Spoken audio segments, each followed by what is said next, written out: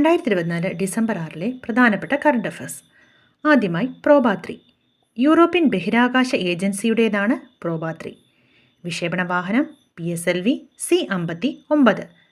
PSLVയുടെ 61ാമത് ദൗത്യമാണ് പ്രോബ3. പ്രോബ3 ദൗത്യം ഭ്രമണപഥത്തിലെത്തിച്ച ഉപഗ്രഹങ്ങൾ ഏതെല്ലാമാണ്?